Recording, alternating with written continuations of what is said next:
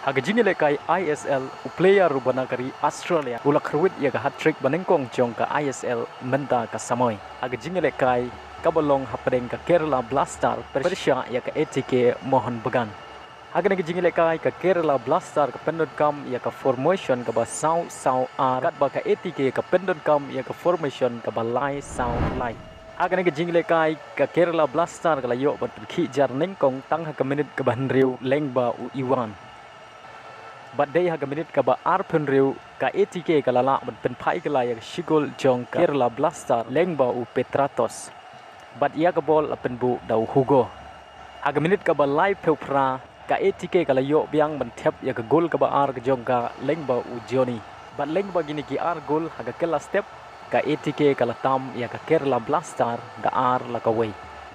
Aga kela mit kata ka minit ka bahan riu peu ar Petratos ulayo biang bantep ya ka gol ka ba ar ka jong u bat ka balai nang benta ka ATK bat ya ka bol la penbu da ulisto. Aga minit ka ba pra peway ka Kerala Blaster ka layo bantep ya ka gol ka ba ar ka jong ka lengba u Rahul. Chua ban kut ka regular time kata ha minit ka ba pra pra Rodriguez ulayo bantep ya ka gol ka ba saw nang benta ka ATK bat ya ka bol la penbu da Petratos. Cuma penkut ke jingile kai kata ke minit ke bakendai peu plus R. Dimitri Petratos ulayo bantep dia ke hat-trick gol ke jong u bat ke gol ke basan nak benta ke ATK. Bat saisin ya ke bola penbu daulisto. Bat leng bagane ke gol u Petratos udai player Nyngkong u banyo hat-trick Haka Samoy arajar arpeu lai.